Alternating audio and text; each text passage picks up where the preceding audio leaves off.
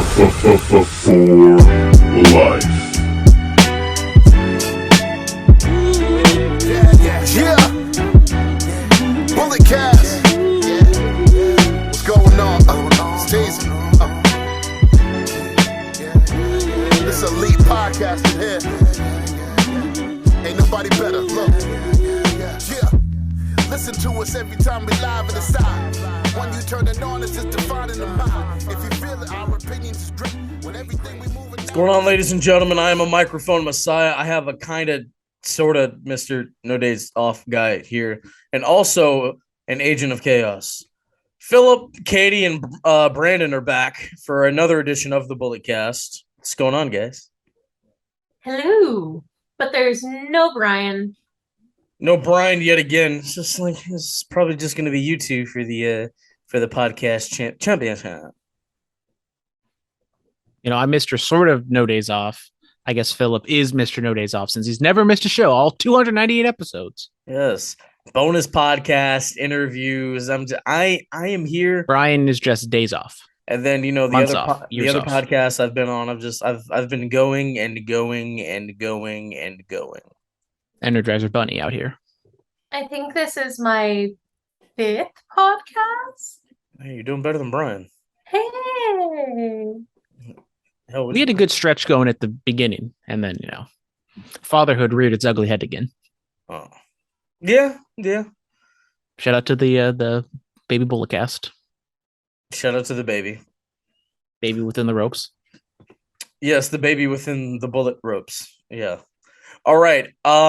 So I interviewed Scott Steiner. That finally dropped. Guys, thoughts?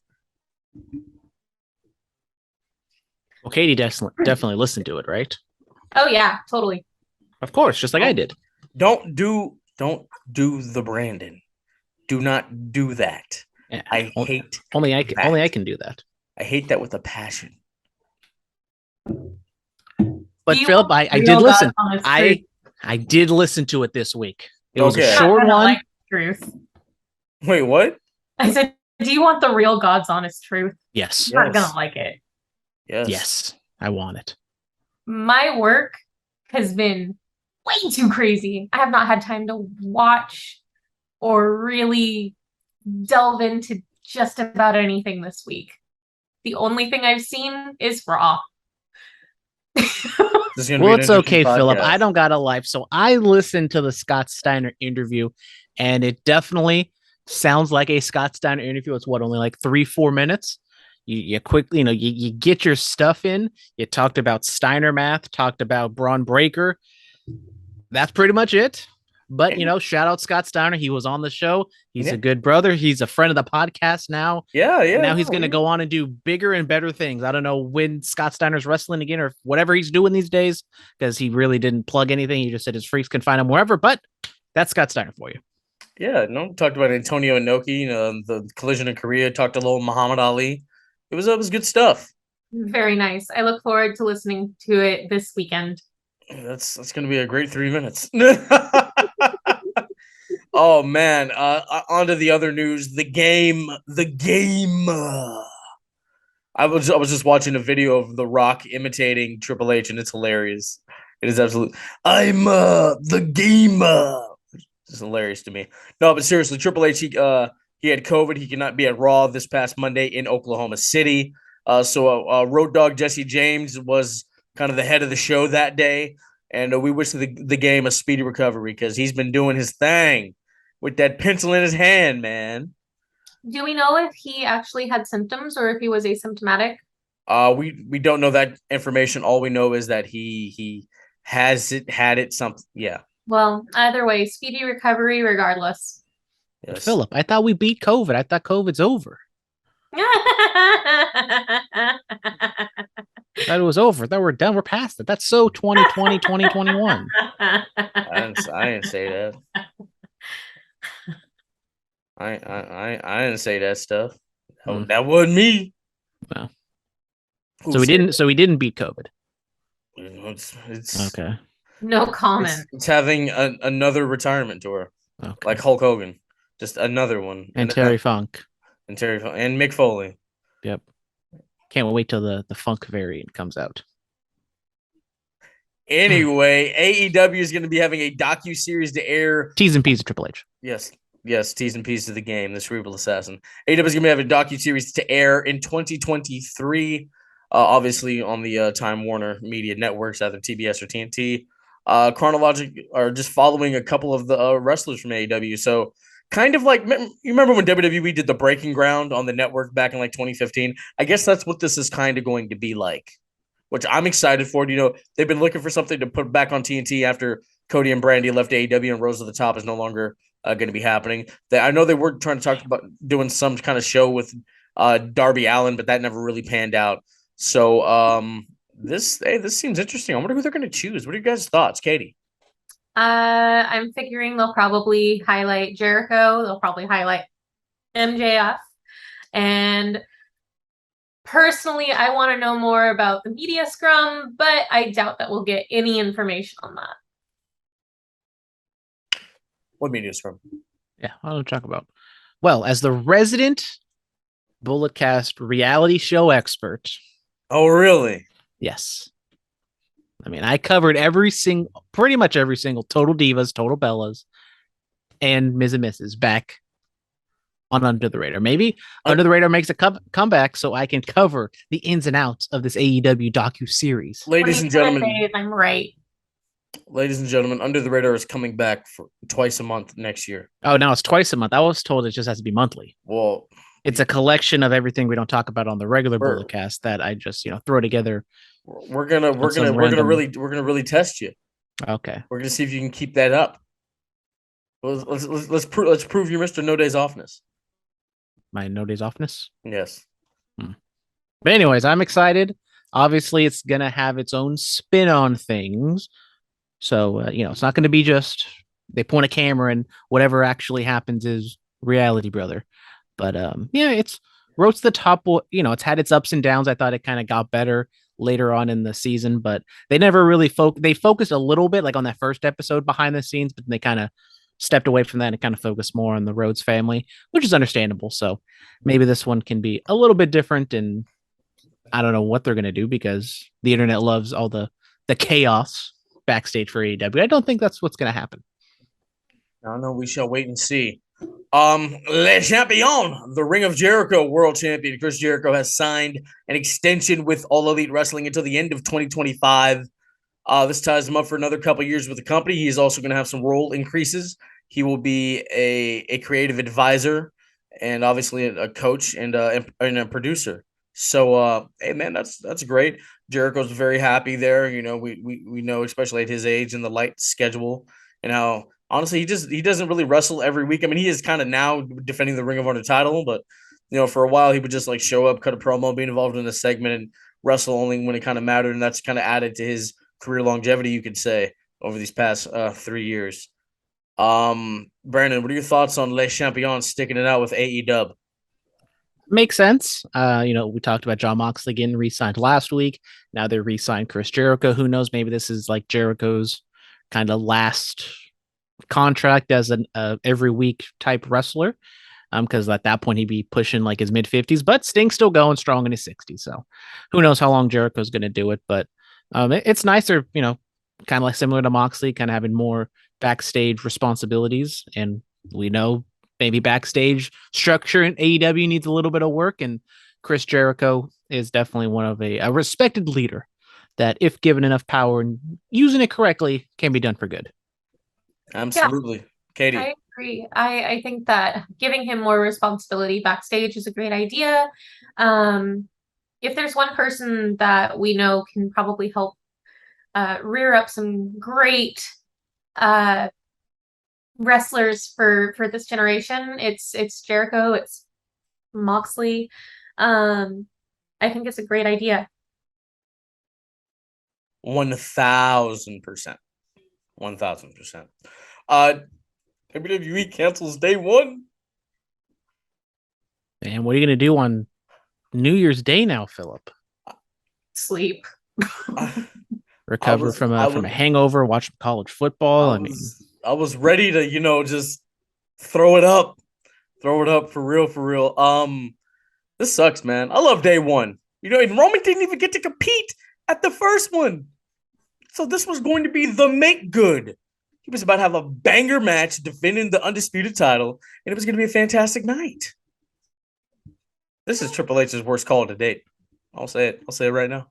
I'll say it right now. I'm not afraid. I'm not afraid of Paul. I'll say it. Honestly, if day one being canceled is Triple H's worst call to date, he's doing pretty well. But this negatively affects the bloodline. This was basically their rock bottom pay-per-view. We also forget, Nick Khan and Stephanie McMahon are still around, and they're still pretty powerful, even more so than Triple H. So I know we kind of get in the bubble of now it's just Triple H's company. Not exactly. Not exactly. So they probably also had a hand in it. Damn you, Nick Khan. Start blaming him like the internet did when everybody was getting released. You guys remember that? You guys remember that stuff? But let me go over to the old album here. Yeah. Talked about the rumored WWE PLE lineup for 2023. The Royal Rumble, Elimination Chamber, WrestleMania, Hollywood, King of the Ring, Money in the Bank, SummerSlam, United Kingdom PLE, Evolution, and Survivor Series War Games. So 9 pay-per-views out of 12 months. Really get some build into those. I don't know if Evolution is going to really happen again, but if it does, hopefully they do better than the last one because the last one didn't produce numbers apparently. Extreme Rules. No Extreme Rules. They're trying to get rid of the gimmick, the real gimmicky pay-per-views. I mean, like Elimination Chamber, it has something to do with Mania. Okay, Money in the Bank, obviously we know what that's for. Survivor Series War Games. Elimination Chamber another Blood Money show? I think it will be because they have that contract, so they gotta they have the contract for another 4 years, I think. So which is okay, I guess. But I keep saying less gimmick pay-per-views, and it looks like Triple H has the same idea. I mean, the whole 1 month pay-per-view thing was fine, maybe a little bit oversaturated, but now kind of scaling back, as he said, 9 and 12 months. I like it. Hey, you know what I miss though? When the second brand split happened and there was a pay-per-view every 2 weeks. That was so much fun. Brandon and I were potting. That's when I earned Mr. No Days Off, and now I'm slipping. Oh, because when they went back to just 1 a month, I'm like, dang, I'm kind of bored now. It was just some. I just loved it. What are we supposed to do on a weekend? Because really, the way it was lining up, there'd be a WWE pay-per-view. The next weekend there'd be an indie show, then WWE pay-per-view, then another indie show. That's where Brandon and I were heavy going to those APW shows. And then COVID happened. Yeah. And then we beat it, but then apparently we didn't beat it. So it's a whole thing. Oh yeah. I'm excited about King of the Ring. I love a good tournament. Yes, sir. I love King of the Ring. Yes. It's one of my favorite gimmicky things. I love it. I like the tournament. Don't like how it always produces a dumb King gimmick at the end of it. I mean, so the King gimmick was all these years. I think Vince was hopefully trying to capture the magic of King Xavier and Queen Zelina really pushed them to the moon after. Okay. Mm-hmm. I mean, really strapped a rocket to their backs. I mean, Xavier was stuck in the tag scene. Nobody really saw him having a singles run. He had the little brief singles feud with Roman when Roman stole the crown. Okay, that was cool. And then he crushed the crown, and it was like, thank God, thank you, Roman. That's when he turned babyface. King Xavier was for the little time he was good. Sir Kofi, that stuff was funny. But what the King that was fun. What the King of the Ring, the whole gimmick was basically to try to capture the magic of when Harley Race did it. And he ran with it, and he was King Harley. And, of course, the greatest King of the Ring of all time, King Book, yeah. Try to capture. Pronounce Stone Cold Steve Austin wrong. Sorry. He didn't do the King gimmick. Maybe he'd be higher up on the totem pole if he'd actually done it. I mean, he could have had a black one of the cape great. And a he black only crown. cut one of the greatest promos of all time after winning said gimmick. It's not top 5. I said it. I actually really like Baron Corbin as King Corbin. King Corbin was fun. I loved it. King Barrett was great. A lot more with Corbin. Well, he's He's doing some things now. Oh, Uh-huh. We'll talk about it when we do the Rock recap. Yes, we will. SmackDown recap. Bray speaks. Mr. Wyatt finally speaks. Great new theme song. Great song. And Bray was just this was like a testimony, you know? He was just speaking from the heart, and I love it. Yes. He spoke to me. It felt like when he was talking directly to the fans. It felt like he was talking to me. You know what it felt like? What it felt like? That promo from Dusty Rhodes when he says, "Put your hand on the TV screen and feel me." It felt like that. It did. And you could really tell that it was just him. There was no character, there was no gimmick. It was him going, "Hey, I'm so grateful because you guys have always been there, and thank you, fans, because when he was at his lowest of lows, we were the ones that pulled him back up." And it was really heartfelt. Still trying to understand a little bit about that very end with the video. We're about to talk about that. Brandon, let's get your thoughts real quick on Bray, the human side of Bray Wyatt, a side we've never seen before.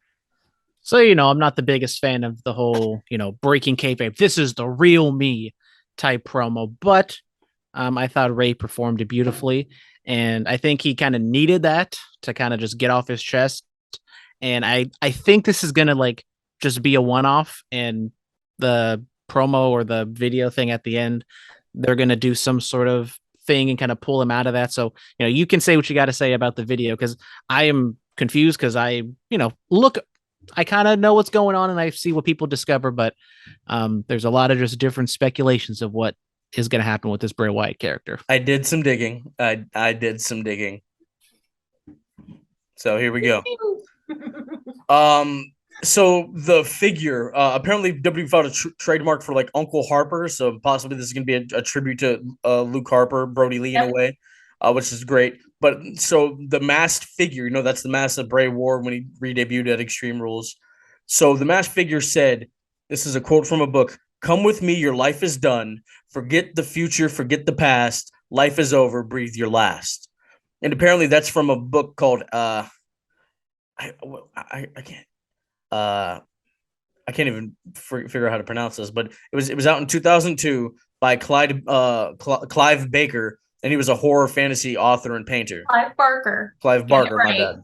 Barker, my bad. I apologize. Any relation to Travis? No. Okay. But sorry. Yeah. So apparently this book is about things that are connected, but in different time zones or something like that.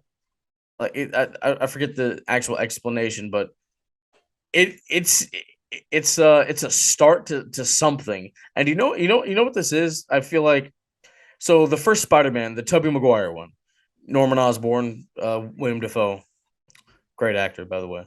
So good. After he's been exposed, I think we've all seen Spider-Man, correct? Yeah. Okay. So he's been exposed. He's the Never Goblin. seen it. What? All right, stop yourself.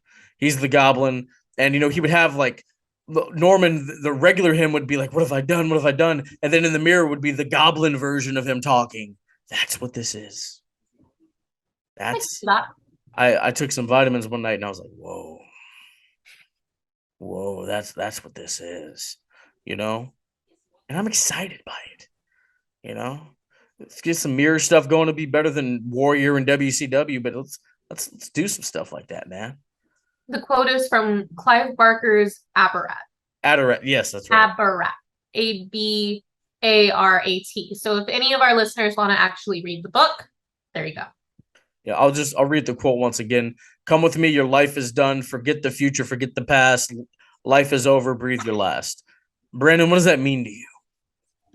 I don't know. That's above my pay grade. That's just too deep and meaningful for we can't cuss, for my dumb, what. But okay. I also saw that there's a screenshot of the lamb mask or something, and it was what they used for Rowan's comeback or the very early beginnings of the Wyatt family. So there's some possible Eric Rowan might be back. Liv Morgan, possibly Bo Dallas. So this whole Wyatt Six thing has really gained some steam, and I think we are going to get just like this Bray Wyatt story kind of at the beginning. I don't know how long it's going to last, but then we got to think for the future. What do they do post this original story? Because this original story could be fantastic, but then the Bray Wyatt character still has to interact with other wrestlers. So I just don't know what exactly that does. I want to talk about the Wyatt Six, man. The Bray Wyatt made that his Twitter back in May. Has this been in the works all this time? Possible. Did Vince give him a call before he was out and was like, "Hey, let's do business again"?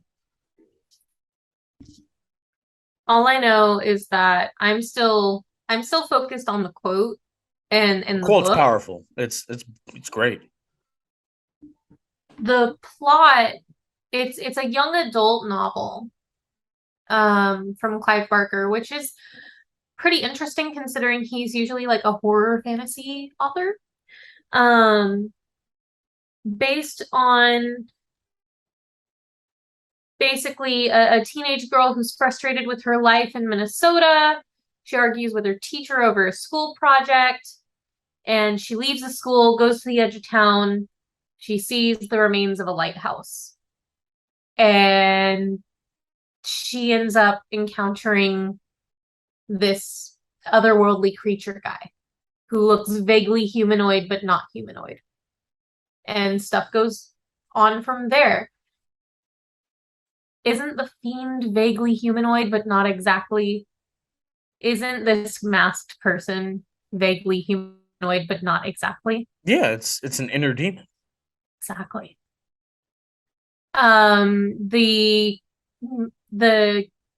master thief, who's this humanoid thing, has 7 brothers. Okay. We've got the Wyatt Six. Maybe there will be 6 other characters and Bray is the 7th. Maybe. Oh, we getting deep here today. Oh, this is why Katie is here, man. Thank you, Wikipedia.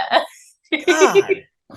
There are interesting parallels between the things that we've dug up so far and the things that are going on in this book. And the fact that they used a quote kind of leads me to kind of have my gears turning.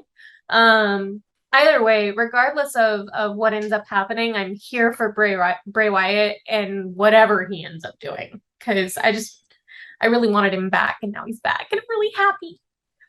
Oh, no, we all are. Brandon, you have anything else? I think they've done a good job for people like me who don't do the extra digging. It makes sense. It's interesting. You don't know where it's going. And the people like Katie who will dive deep, or other people who go even deeper, that, they're giving you all these different clues and all these different hints. And so far, it all makes sense. Hopefully they don't outsmart themselves. Absolutely. Rey Mysterio is moved to SmackDown, gets the #1 contendership shot against Gunther. I'm sorry, Jesus. The Intercontinental Championship. Rey shows up on SmackDown. He knocks on the game's door. He cries and complains that he can't, control his kid. Yeah, and then said he wants to quit. Triple H said, "Hold on, let's talk." Karrion Kross was attacked by Drew McIntyre. So this was originally the original Fatal 4-Way. Kross, Solo, Ricochet, and who else was in there? Sheamus, right? Yeah, Sheamus. And Kross was taken out. Rey Mysterio was put in his place. And Rey's the #1 contender for the Intercontinental Championship. He's been IC champ before. This is gonna be fun. This is gonna be a lot of fun. Rey always works with a big guy. I think it's a great move on the game's part, on WWE's part, to move Rey to SmackDown. Honestly, because it gives him a chance to be away from Dominic, who needs to come out from under Rey's shadow and really prove himself as a singles competitor, as his own person. I hope that it ends up working out for Dominic. But we'll see. Time will tell.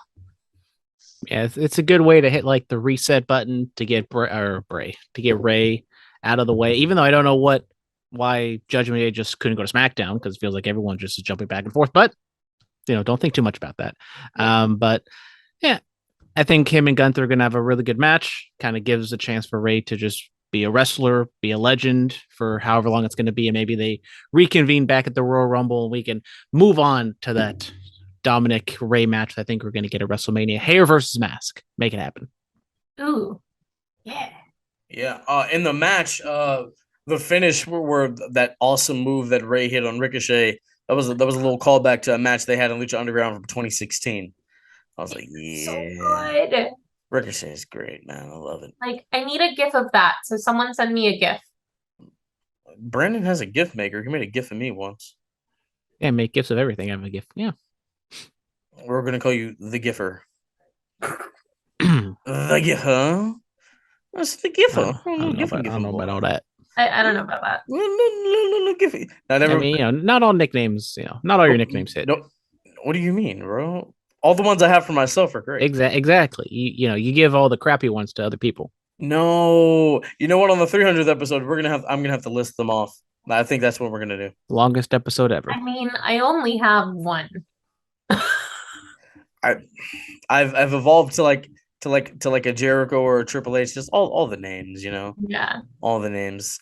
Legado del Fantasma on their SmackDown debut in ring, they defeat Hit Row. Yeah. Yeah. No Electra Lopez. T's and P's. But Zelina Vega. Shout out Zelina Vega. Respectfully, of course. She looked really good. Oh, of course. She looked great. Fantastic. Where's Carmella? Is Carmella still around? Mella is money, man. She is. I love Carmella. I love her so much. I miss her. I do. Great SmackDown Women's Champion. Yeah, wait to see her again, whatever they end up doing with her. Yeah, Ronda Rousey wants to take the women's out of the SmackDown Women's Championship. Dude, I have issues with that. We're gonna talk about Ronda because she's wilding. So I don't completely disagree with her. Or you could just make it the men's WWE Championship. Because why do you make it the women's, but then you don't make it the men's? Because that was already established. Just because it's established, you can't change establishment? Yes. Oh, okay. Okay, just one. So HBK talked about Vince McMahon on the MMA Hour with Ariel Helwani. Helwani asked Sean, like, hey, what's it like without Vince? And Sean was going to this whole thing like, hey, we never thought he'd retire. We honestly thought he would die in the chair. And Vince always told the people, if I die in this chair, don't move me. Let the show go on. I'm like, wow, this man was really about this life. Hey, guys, so you're telling me Vince McMahon's a crazy person? Hey, look, if I ever go during one of these recordings, just keep going, guys. Well, I mean, we don't even have a choice because you're the one that hits stop and start. So, So we could just keep going forever. I don't know, We could. But I mean, at least somebody like come over here and hit the stop and upload the episode and then take care of me later. I don't know. That's like 20 minutes. I don't know. Do I really want to drive at night? Wow. I'm just going to be here home alone. Phillip, if your corpse is rotting, I will go and drive to your house. Yeah, he's only like 10 minutes away. Oh, yeah. Now we know how now about me. Do I have a way to get into your apartment complex? Absolutely not, but I will find a way. Do I even know what number you live in? I do not, but we'll figure it out. I will let you know what number. We'll do that later on. Just say it right now on the podcast. Estate planning. My apartment number is 4. No, we're not. They still got released by AEW because of the whole fighting and the biting and the chair throwing that happened. Yeah. Oh yeah, I remember him. The biggest AEW story that has nothing to do with their storylines or TV at all. He was randomly CM Punk's best friend for like 2 weeks, and then they had the TNA connection and the indie connection. I'm not saying they don't have a connection, but it was just funny that all of a sudden he's on television, and then now we get into this big old kerfuffle. Yeah, that happened. The Rock, WWE executive. Rock did a interview with BNN Bloomberg, I believe. Yeah. And he said he's had conversations with Nick Khan about possibly purchasing WWE and becoming an executive in the company. Wait, purchasing it or purchasing a portion?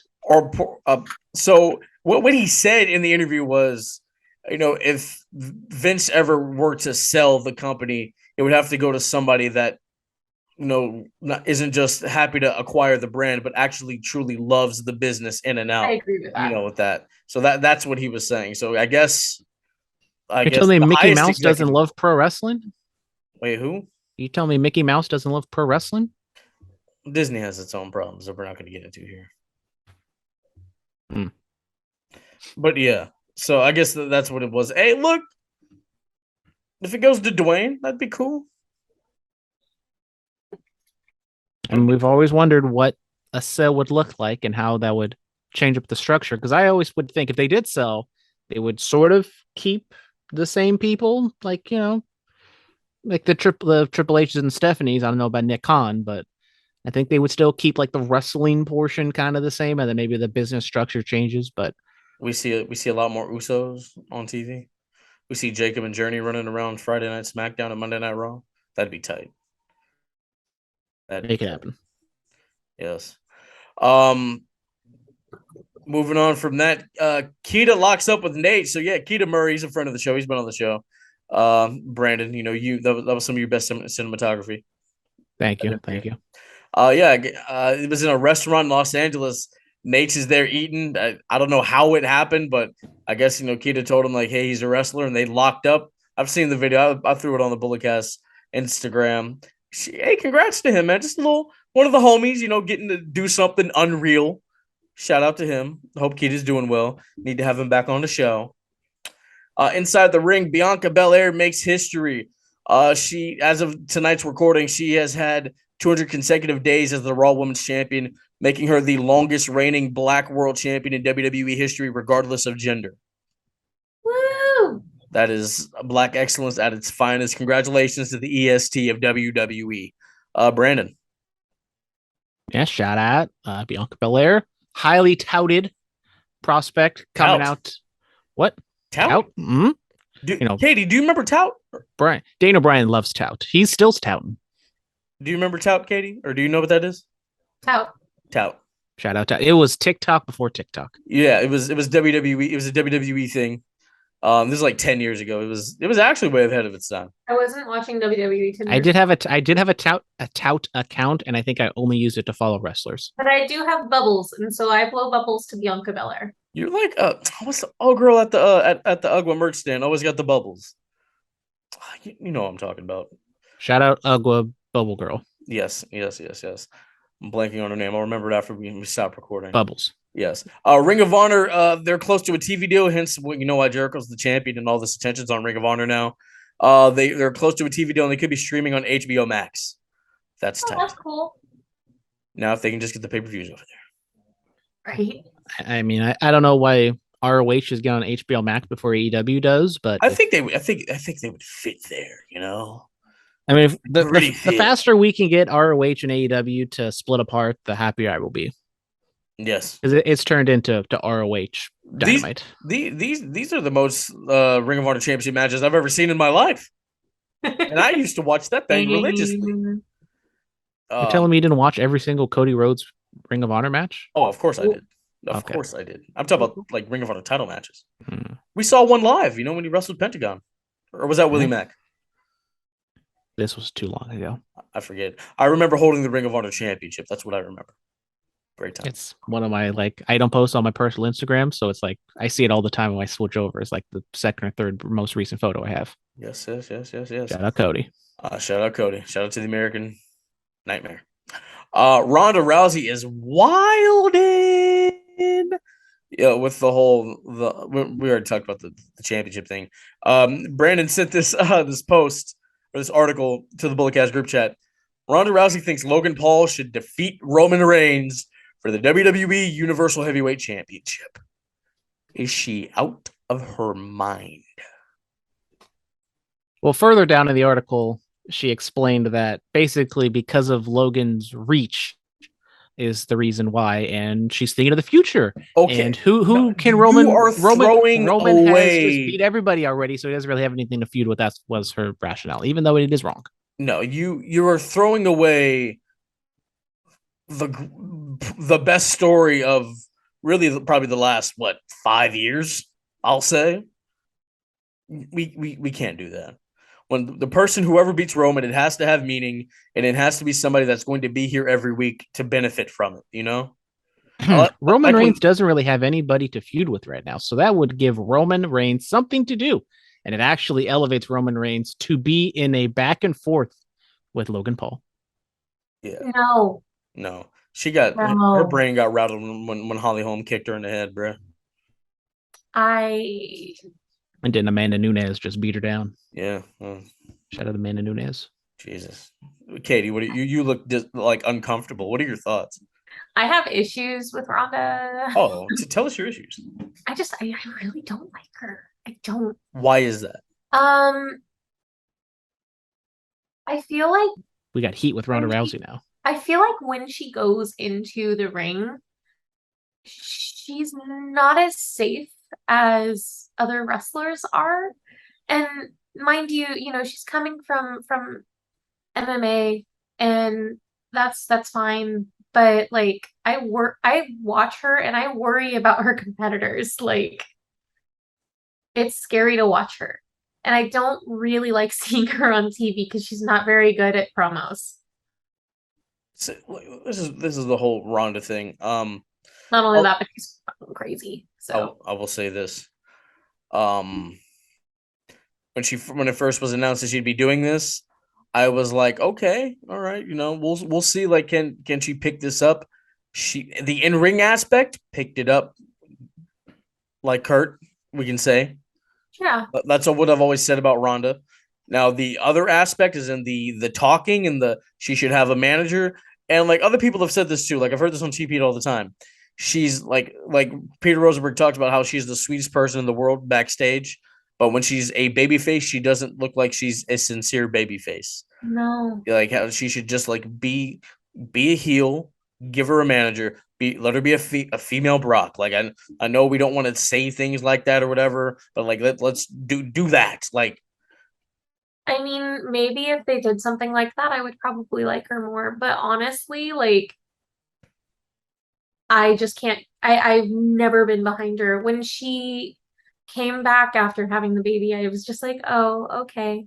Like Logan Paul too. Like I know guy has a podcast, but like those in-ring promos are just like they're not it.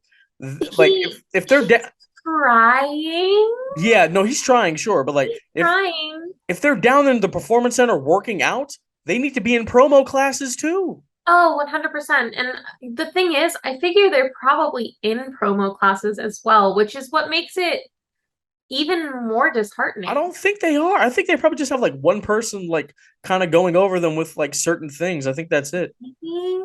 I don't know. I definitely agree. Ronda is wildin' for sure, because there's no way in heck that we're gonna see Logan Paul defeat Roman Reigns. Absolutely not. That is quite frankly blasphemy in my opinion, because if they're going to unseat Roman as the undisputed champion, they're gonna do it at WrestleMania, and they're gonna do it with someone big. Absolutely. Or Sami Zayn. Jey Uso, maybe. That's another one. Sami Zayn. Who knows what the game has up its sleeve? Jake Paul. Sami Zayn and Jey Uso need to have a singles match. That's what they need. I think they're building to that. Yeah. Or KO and Sammy pins Jay to win the titles. Right. Yeah, right. Something like that. We're gonna skip this day in wrestling. We're going to fan mail. Who 420? Who do you? Mates Bobby and Brock is going to be a car wreck, and I'm here for it. Hey, we're here for it too, man. All right. 100% here for that. Jack of all trades. A highlight video of Unmasked Rey Mysterio from WCW has been making waves on the internet recently. Should Dominic's heel turn have resorted into this type of character? I saw that online and I threw it on the Bulletcast Instagram. I don't know if you guys have seen it. Ray in the street gear, and honestly, Unmasked Rey Mysterio was kind of a vibe. I'm not even going to lie. Like it was the music that they put in that. I think he even said "Hootie Hoo" in the video. It popped me. Like the whole thing worked. Honestly, maybe that for Dominic may not be that bad. I mean, because Ray, he's a fashionable guy. He wears what's current in fashion. That back then, and when he was unmasked WCW, that was the fashion of the era. I could see Dominic doing something like that. So you're telling me Dominic should walk around like a late 90s, not late 90s, but basically the West Coast rapper? No, the character is like, what are the kids wearing these days? I saw James Harden walk around in some pajamas. What are the kids wearing these days? I know for women's fashion, it's like full 90s right now. Like be the trendy, be the trendy guy or something like that, and play up with the legacy and all that other stuff. I don't know. So something. I will say, if he gets frosted tips, I'm not gonna be. Oh no! I will not root for him if he has frosted tips. He's already got the Eddie mullet. He just needs to grow the dirty stash, and we're golden. Jesus. Dan, get well soon, Hangman. That was scary to witness. Absolutely. Whew. Robert Walker. After those promos from Dynamite, is confirmed MJF is the mensch of the cinch. Yes, he is. Yes, he is. Alfie Lewis, thoughts on the Kingdom and AEW? We didn't talk about this. Yeah.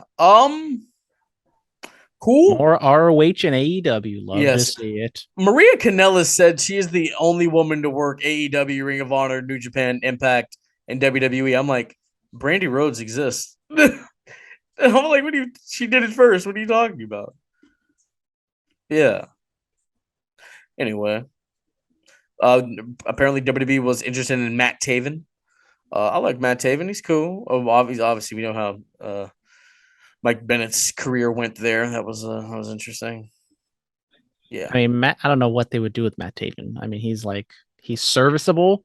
I mean, I just kind of go back to that ROH New Japan SG show where, I mean, it was sold out just on the rumor that the Elite were going to be there, and they weren't. And they main evented with that ladder match, and Matt Taven won, and it just silence. Because they were in utter shock. Just utter shock that Matt Taven won the ladder match. Not because they didn't care. He became the Ring of Honor World Heavyweight Champion. Kate, are you familiar with the Kingdom? No. Okay, that's fine. We'll move on. Dan, Phillip, have you seen any weird pre-match rituals backstage at shows? No, I have not. And how do wrestlers get ready and go out there and to get in front of the crowd? I mean, they just slap them in the face. No. That's how you get ready, get jazzed up, or you just maybe take some vitamins or some fancy powder. I don't seen none of that. Or they drink some water and get ready to go. Yeah, no, I mean, they just pace back and forth, wait for their music to hit. I will say, like, I've been paying attention more. Like, I do see like something click, like right before someone's music hits, and then they go out there, and then like they're a completely different person. I have seen that. Like, I'll watch like Jacob or Journey or Juicy go out there, and like it changes. You know what I mean? And I love character is a beautiful thing. I love that. I love that. It's fantastic. All right, we're going to move on from that. We're gonna hit the fan or the other portion of the fan mail. Where's it at here? In Brightest Day X. Mr. X, what it do? Well, I was supposed to go to Dynamite last night. I had my ticket for about a month now. Oh man, but I've been sick for the last week. I thought I'd be able to go since I was feeling better, but after almost passing out after taking a shower, Jesus Christ, a couple hours before the show, I realized that I was still sicker than I thought, so I stayed home and had to watch on TV. Brother, I'm sorry for that, man.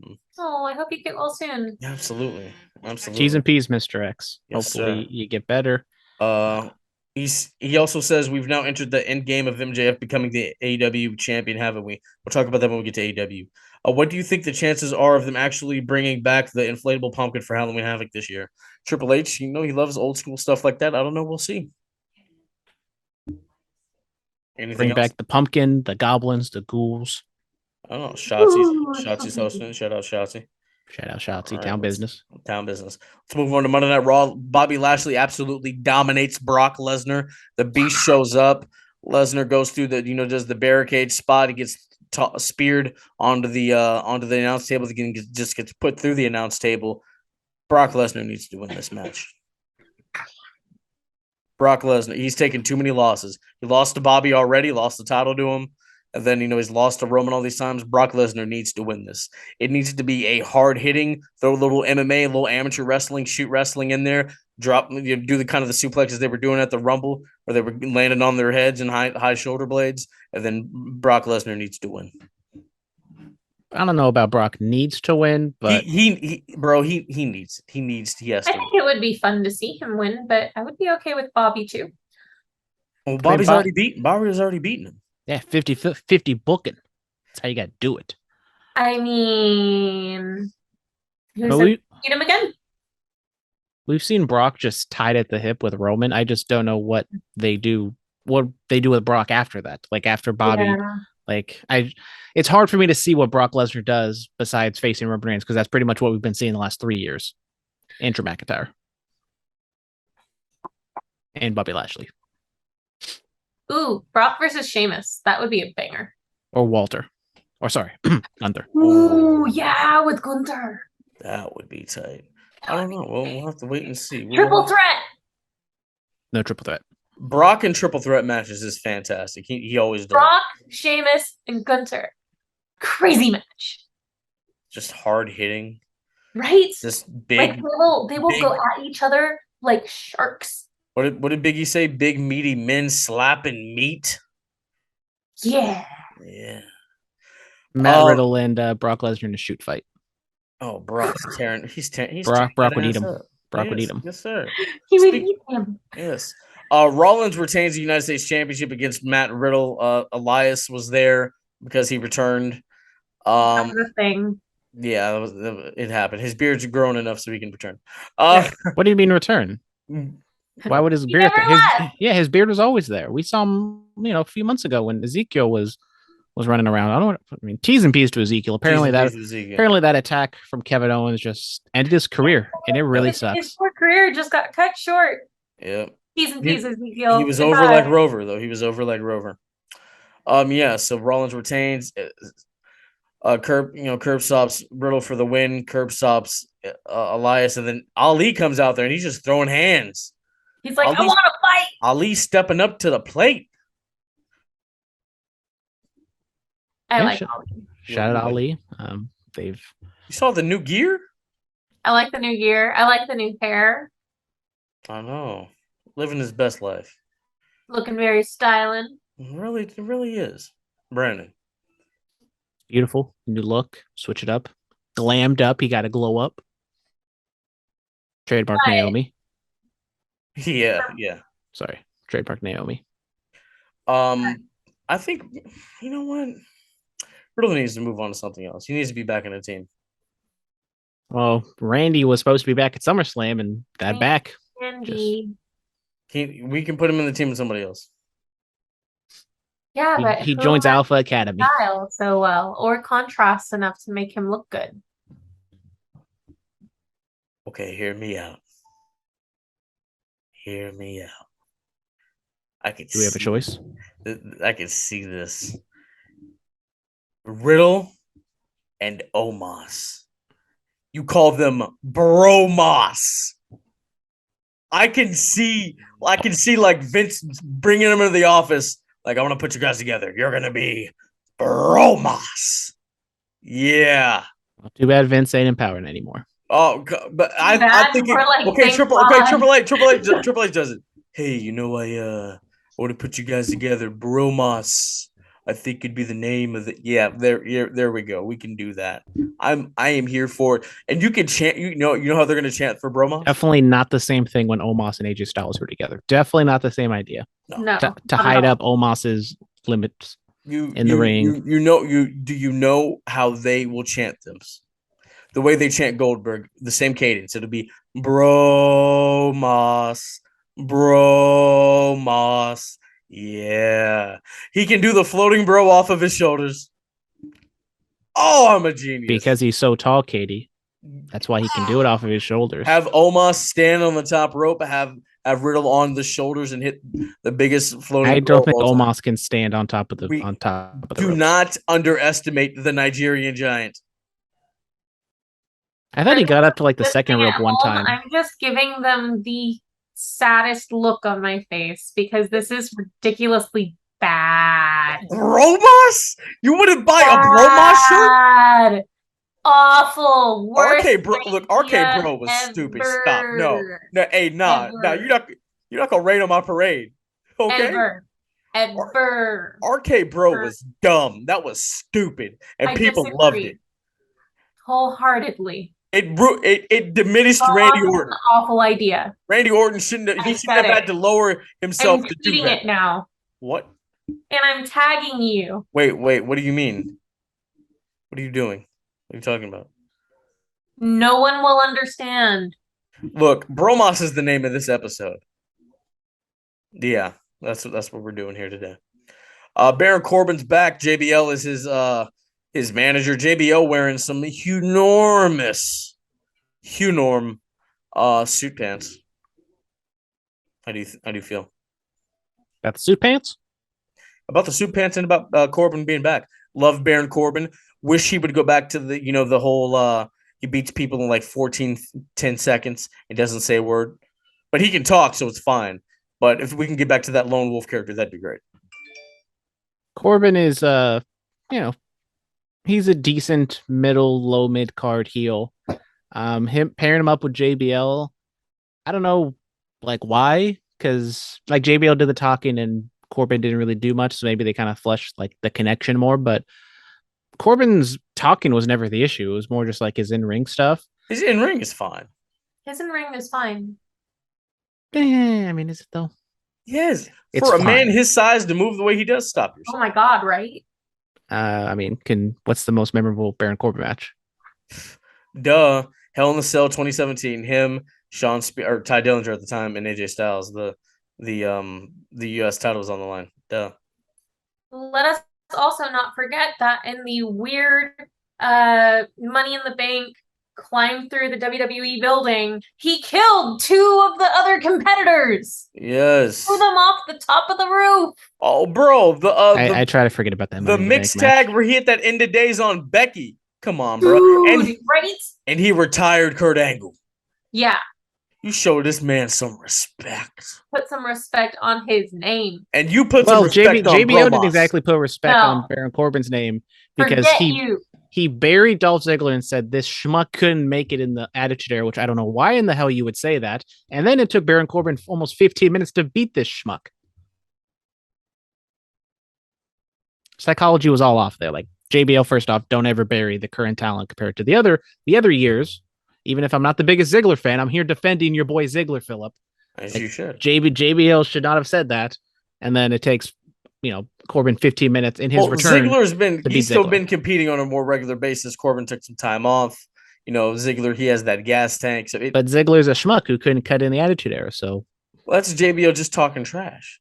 Okay. Everybody was over in the Attitude Era. Dolph Ziggler would have been over in the Attitude Era. I mean, I don't think Tiger Ali Singh was over in the Attitude Era. He was over. Yeah, I don't know about that. There was a small demographic. Was the Truth Commission over? Yes. Was DOA over? Yes. Los Boricuas? Yes. Los Padres? No.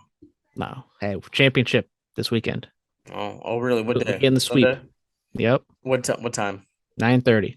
Fremont, Northgate Park. Be there, be square. Hey, send me the address. I'll be there. I'm gonna show up. Y'all better win too. I mean, there's 2 games at least, and hopefully we win both games. Either we win both games or we lose both games, because I'm not trying to play next week. Wait, what day? Sunday. In Fremont. It's in Fremont. Northgate Park on Paseo Padre. He'll send us the address. He'll send us the address, Katie. Oh yes, I definitely will. Yes. Let's go into AEW Dynamite. We're running long here. Death Triangle. They retain the Trios titles. I saw like the end of this. It was good. Yeah, I mean it was a good solid match as you'd expect. 6-man, and Triangulo de la Muerte retains. Yes, and Pac was trying to hit someone with a hammer, but then Phoenix was like, "No, we're good boys. We don't do that." So maybe a little bit of dissension, but I guess that's Pac's new gimmick now, is he hits people with hammers. Yep. Tony Storm retains against Sheeta. This was a good match. Glad to see Sheeta kind of back in the mix for the AEW title. Britt Baker's goons and Britt Baker come down there. Saraya comes out there, gets beat up, and then Rio shows up. Shout out Rio. Shout out Rio. Rehab. Yeah. Another good match, and nice to see Rio's back. I think she's, yeah, I think she's very underutilized. I know, she's over in Japan, so it's hard to get her on a full time basis. But when she was champion, she was over. She was. She was. Um, it's just she's still so small. Nothing she does is believable, but it's okay. Well, good thing JBL JR is not on the show anymore for Dynamite to just say, "Oh, she's only 90 pounds. How was she able to do all this stuff?" Because it's pretty much all he would do during a Riho match. Would just Well, call her yeah, 90 pounds and just be like, "Oh my gosh." yeah, well, yeah. That's what. Okay. But yeah, Rey Mysterio is going She's up only against 90 pounds. Rey Mysterio is going up against Gunther, and that's okay, right? Well, Rey Mysterio is 175 pounds. There's a difference. Compared to a 200, almost 300 pound Gunther or whatever he's rocking these days. Because he's a svelte boy. He's like 235. But Rey Mysterio is so small. How is he supposed to beat anybody? We've been watching him do it for years, so it's okay. Okay, but Riho can't do it. In about like 10 years, yes. Okay. Yeah. Moving on from that, MJF and William Regal they had a promo exchange. I loved this, but I have problems. Katie, have you seen anything about this? I haven't heard anything about it, surprisingly enough, but So I did read a recap, and it sounds like it was a really interesting promo exchange. yeah, the genesis of the whole the idea of the promo. MJF, he talks about getting that WWE extra work, where Samoa Joe pushes him when he's walking to the ring for that NXT takeover. And then he says, he has a tryout match at the PC. He gets called in William Regal's office. Regal's like, sell yourself to me in 3 minutes. He does. Regal's like, okay, kid, we're not going to sign you because you need to get better. Send me a match and a promo every month. He sends him for a couple months. By like month 3, Regal's like, hey, kid, I'm very busy, yada, yada, yada, yada, yada. We'll reach out again in a few years when you get better, basically. And MJF's like, that made me want to kill myself, and yada yada yada. And then Regal's like, if that email is what motivated you to get here, then congratulations, sunshine. I'm like, this is hilarious. Yeah. Great promo. MJF, like he always delivers. We know that. We're not supposed to feel sorry for him though. Yeah. He is a bad person. We're not supposed to feel sorry for him. I've been saying this since he returned. They kind of put him in this baby face mold, and they keep inching farther and farther in that direction. So I think they kind of have to turn him, but then you go so far in one direction. If you're going to pull a swerve bro and make him a heel at the end of all this, then I think that just kind of dilutes the heat, because I don't think we're ever going to really get that 2021, 19 to 21 MJF heat where everyone just hated him and booed him out of the building. I think now he's kind of just in that mix with everybody else where, they see him as very talented, but they still boo him, but there are also going to be pockets of people who cheer him. And it sucks, but I think that's just kind of the reality. And it was a very heavy promo. I mean, just straight up talking about killing yourself. I don't know the last time, if anybody has really done that on mainstream wrestling television. So it was interesting. And like, I don't know where they were going, because like MJF was definitely getting the babyface cheers, but then Regal kind of turned it on him, and then he was able to get some cheers. So it was just two pros just going back and forth. Absolutely. It was really good, though. It was really good. Danielson and Yuta, they had a segment where they're being interviewed, I think, by Renee Paquette, correct? See? Yes. And Yuta, the way Yuta was looking at Daniel Bryan, just talking about Garcia. Bryan Danielson. Yes, that same guy. Talking about Daniel Garcia.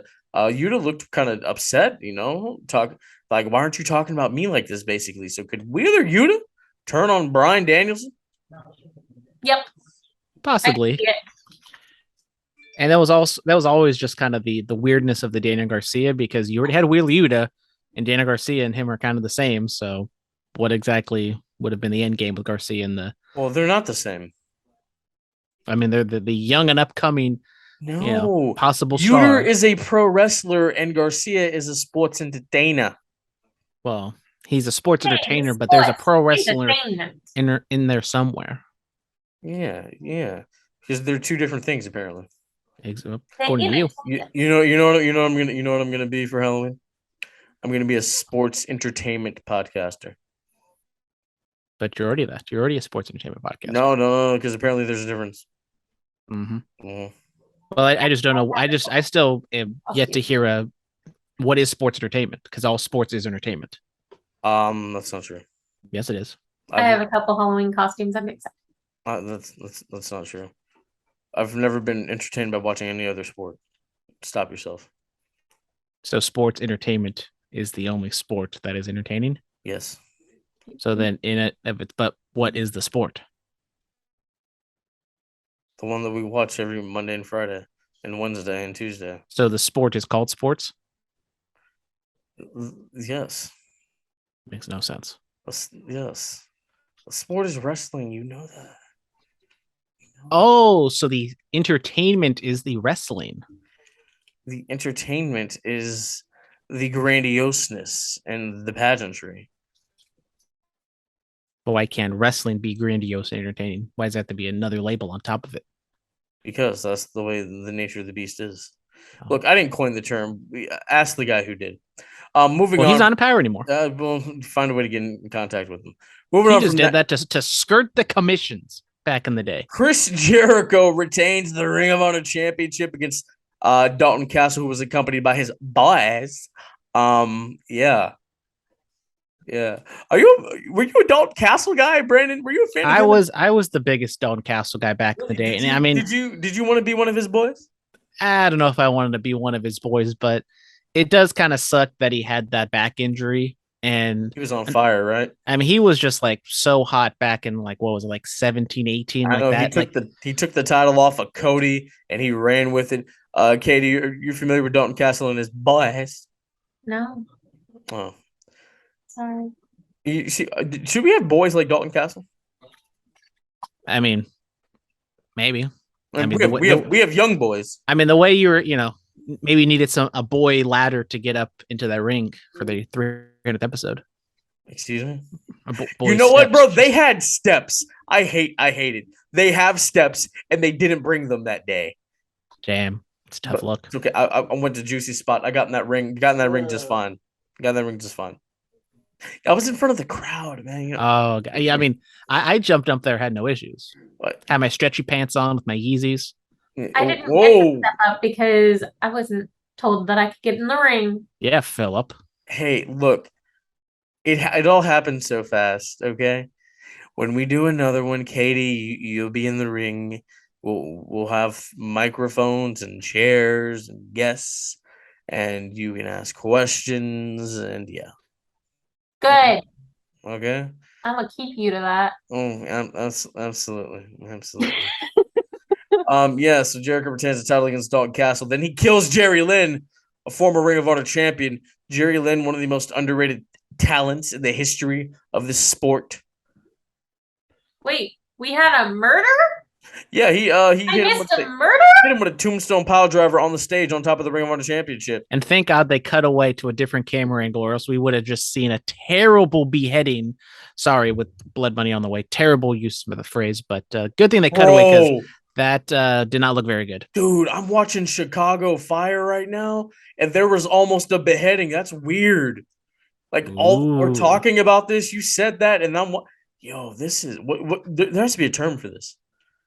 This isn't coincidence. I guess, bro.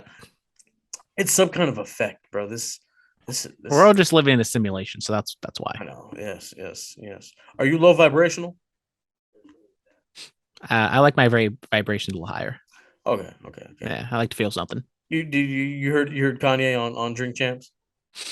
I know I'm the Kanye guy around here, but it's getting a little hard for me to defend my boy. But you're still wearing the Yeezys. I mean, I haven't worn the Yeezys in a little bit, but But you'll still wear the Yeezys.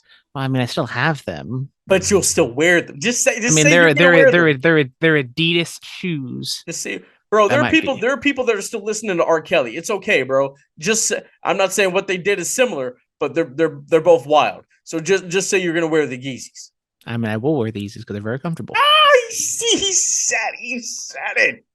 Oh my, Katie, are you okay? You look like you've seen a murder. A murder? Oh, did you just watch the clip? How was a murder? Yeah. Surgically repaired neck. Jesus, oh my God. Good thing there was like Injuries Good and thing there was like one 6 night. inches of space on that tombstone. Yes. Mox is still the champion. He and Hangman have a physical match. Something went awry. Mox hit what Excalibur called a King Kong lariat, which actually I like that name. And then Hangman, he sells it, and the landing didn't look bad. Like it didn't look, because I didn't see it right when it happened. I had to like rewind. I thought like it was a lot. I felt like he just like planted right on his, kind of like Madcap when Drew like slammed him down. You know what I'm talking about? Just right on the neck. Yeah. That's what I thought it was. But I mean, even though it doesn't like look that bad, you still don't know the Exactly. severity of it. And the ref was trained to spot neck and head injuries. So Yeah. clearly when the ref immediately like ran over to him and was like, oh shit. Yeah. Shout out Paul Turner, bro. For real, for real. They stopped the match. Mox is still champion. MJF was looking up there with a poker chip, and it felt like this was like timed to happen, because like there's like 10 minutes left in the show, and you're like, oh, what's gonna happen? And then I'm like, MJF isn't there anymore. Are they gonna put the title on him to like to really counter program WWE? I thought they were about to do that night. I really did. But Rico's out there. MJF comes out there with the chip. He says, for the first time in his life, he's gonna earn it. Mox, MJF, Full Gear, the AEW World Heavyweight Championship. Yes. Yeah, I mean, to be honest, I thought the Hangman stuff was kind of a work, just because I was expecting MJF to like cash in and there was going to be some sort of chicanery at the very end of the show. Obviously, that's not the case. Prayers up to Hangman. Seems like he's not fine, but he's doing much better. And they had that with 10 minutes left, and luckily MJF like already left before the clothesline happened, so he was already kind of in the back, and they were able to kind of space out some time, fill some time out while they were able to get Hangman out of there. And as you said, the promo afterwards seemed completely improvised, and that's what all the reports are kind of speculating or leading towards. And yeah, I mean, it just sucks that it had to happen that way, and just another devastating injury for AEW. I mean, Punk, the Elite, say what you will about them, but they're gone. You got Adam Cole's gone. Bobby Fish is gone. Kyle O'Reilly, who knows what's going to go on with him? Just a lot of top guys right now are hurting, and it sucks with AEW right now. Do you think MJF holds the title until the bidding war of 2024? I think so. I did expect him to possibly cash in that chip, because they've kind of used it as a Money in the Bank thing now. So I thought he was going to cash in on this show, but he didn't. And I think that is the way to do it. I mean, we've seen like the parallels of the CM Punk, ROH, and MJF character right now.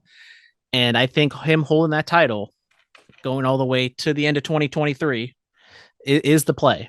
Now, mind you, I think he has signed an extension. They're just very tight-lipped about it. But I think him holding the title all the way to Winter is Coming of 2023, maybe you have a title match there. And, that's when he loses it, or he holds on to it past that, and he's a quote unquote free agent, and he goes off and they try to do what CM Punk should have done back in 2020 or 2011. So I think MJF wins this and holds it for a while. Absolutely. I'm down. I'm really down for it. I think he hasn't re-signed, and he will go to WWE in 2024. Yeah. I mean, like, he'll be 28. I'm just saying, just go try it, bro. Like, you want to be great? You can't stay somewhere forever. I mean, Sting kind of stayed in WCW forever. He went to TNA also. And then he went down with the ship. Undertaker. He had a good run in TNA. Undertaker. He was there forever. He never left. He was in WCW. Yeah, but that was at the beginning. You can say MJF was at not Progress, but Evolve. He's been in some other things before then. But like Terry Funk didn't stay in the same place forever. That was called the Territories, brother. Okay, think of it as another territory, brother. Brother. Really? We're gonna get into it. NXT Halloween Havoc predictions. Apollo Crews versus Grayson Waller in a spin the wheel, make the deal match. And we are all NXT experts, as the podcast title is on the line. And this is hosted by Shotzi and Quincy, isn't like Quincy Jones or something? Quincy something. Quincy Jones is a musical Quincy something. creator. He's a who? Do you not know who Quincy Jones is? I mean, it's obviously my brain. That's why I said it. He produced Thriller and a lot of the other great albums of the 80s. Yeah, so he's not hosting it. No, it's Oh. Oh my god, what's his name? What is his name? What is his name? What's Quincy. in the box? What's his name? Oh my god, I'm drawing a blank. But his name is Quincy. Yes, Quincy. See, I was on the right Quincy track. Elliott. Quincy Elliott, that's his name. The Super Diva. And Shotzi, Town Business. Yes, shout out Town Business. So I have my picks. Okay. Apollo Crews, Grayson Waller. Who y'all got? Apollo Crews. Okay, you got Apollo. Apollo. Apparently, Apollo has some like Raven superpowers that he can see through his eye or something. So Yeah. I'll go with Apollo Crews. All right, moving on from that. Julius Creed versus Damian Kemp in an ambulance match. Julius Creed. Right. We got the tag team guy in a singles match. Give me Damon Kemp, the what's his face, the wrestling brother who's actually doing well in wrestling. Yeah. I'm not in this because I'm still taking a step back from the championship. Oh, okay. He's like MJF. He's just in his suite watching it with his little bullet cast in the bank. Yeah, man. I'm watching. I'm watching. Every pick we pan to him, and he just looks on, grasping onto his briefcase. Yep, or his chip. Absolutely, 1000%. Carmelo Hayes said this third run's about to be crazy. Can he recapture the North American Championship? He's in a 5-way ladder match. The other people in here: Nathan Frazier, Oro Mensah, Von Wagner, and Wes Lee. NXT North American title ladder match. I'll be honest, I have no idea who Oro Mensah is. I'm not going to pick him. I'll go with Wes Lee. I also went with Wesley. Oh, well, I'm not going with Wesley anymore. Okay. I will go. You know what? I'm going to go with my boy Oro. I don't know what his name is. I don't know who he is. Oro? We're going to go with him. Okay. Or, we'll just play it safe and go with Carmelo Hayes. Yo, you want to go with Carmelo Hayes? Sure, why not? All right. So this is for the vacated title, right? Because Brian didn't show up. Well, he's still the champion until Now it's time for the women's championship. Mandy. Yes, the NXT Women's Championship, Alba Fry versus Mandy it's Rose. fire. It's fire. Alba Fire. That's what I said. Jesus, I'm sorry. Not Fry. I don't know why I said that. It's been a long day. Mandy Rose, Alba Fry. Your kid should just be Kaylee Ray again. I can't do this. This is the one name change I will not have. Well, let me here. I'll change the script for you. I'll sound it out. There you go. Yeah. Now it's fire. I don't know. Spelled out. Alba Fire. Mandy Rose. Do you both pick Mandy? Yes. Mandy's been we talk about these long title runs. Mandy, what, 340 days, right? Yeah. I love it. I love to see it. All right, and then the NXT Championship. Well, you missed the other women's match. Oh my God, I'm so sorry. Roxanne and Cora Jade. Come on, do you watch the product? Yeah, Roxanne and Cora Jade. What's the match? I don't know.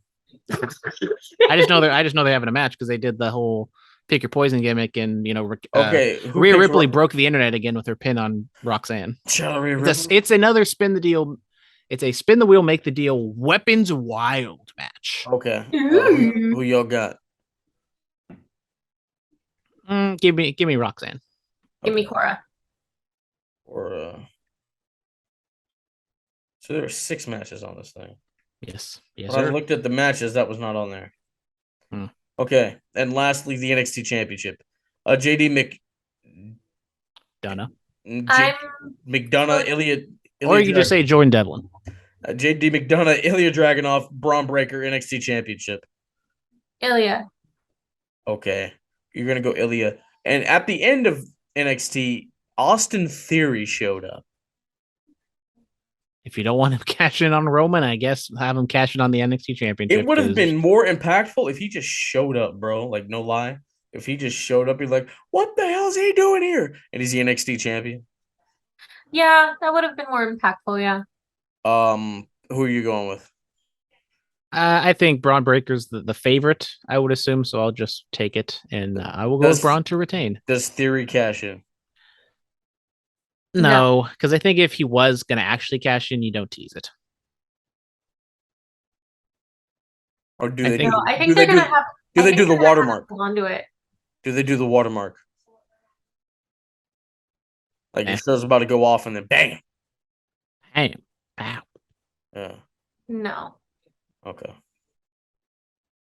I think they're gonna have Austin hold on to the contract for a while. Well, we'll see. We'll see. That's gonna do it for the predictions. So let's see. Brandon has Apollo, Kemp, Hayes, Mandy, Roxanne, and Braun. Katie has Apollo, Creed, Apollo Creed. Lee, Mandy, R.I.P. Cora, and Ilya. So yeah, that And can I just say, Julius Creed kind of a little bit looks like Gunter. yeah, Just like- I know what you're talking about. I see it. That's gonna do it for Superstar Spotlight. We'll talk about that. So Halloween Havoc is on Saturday, guys. We will. I'm trying to think. Might record Sunday if that's okay with you guys. Well, got the Los Padres game, so cannot confirm confirm. After that. Well, yeah. What Okay. time are you thinking? We'll discuss this afterwards. Yeah, we'll discuss. A lot of wrestling going on this weekend in the Bay Area. East Bay, or not in the Bay, just NorCal in general. East Bay Pro, Slasher Flicks, and Super Kicks. JMM, he's become an acquaintance of mine. He's defending his showcase title against Cisco. Victor Von Richter is going up for the East Bay Pro Heavyweight Championship, going up against Leon Kuzna. Next Level Pro, Ghosten and Grapplers. The World's Freshest Tag Team will be there. Christina Von Eerie, I believe, will be there. The whole Bike Club will be there in different variations. I believe Sean Sims and Tony Vargas are going at each other. Pro Wrestling Revolution's Lucha Libre is going on in San Jose. Big Oos, Jacob Fatu will be there. Roosh, Bandito will be there. A lot of stuff's going on. Get out to some of these shows. And yep. And of course, next week, Devil's Night. It is going to be a party. And then the week after that is Juicy Show. So, hey, man, a lot's going on. The Bay is thriving. NorCal is thriving right now with talent and shows and schools. Get out there, get involved. This is obviously probably the greatest scene in the world right now, hands down. Don't forget, we've also got Hood Slam on Halloween Slam, yes. Also on the 4th, same day as Juicy Show. Oh yeah, that's right. Yeah, they're running like that. And Stars of Wrestling's the 5th. It's a lot going on. There's a lot going on. But I will be at a lot of these. I'm debating on which one I want to go to Saturday night. It's a tough decision. I was at SPW last weekend. I got to see our Hall of Famer, Mr. West Coast Design. Mike Miller saw that and he was like, "Oh, really? Oh, really? Huh?" I'm like, we'll see what's going on. We'll see what's going on. But SPW, they always do great business. Seriously, thank you to them for allowing us to have our 300th episode in their ring and do stuff like that. 300th episode, it's going to be great. You know, you're going to get the Q&A. You'll get us talking about Crown Jewel. You'll get me listing off all the names. And you'll get me announcing some stuff. So, yeah, that's going to be it. Thank you guys so much. Stay clean, stay strong, stay safe. Diamonds are forever. So is the Microphone Messiah.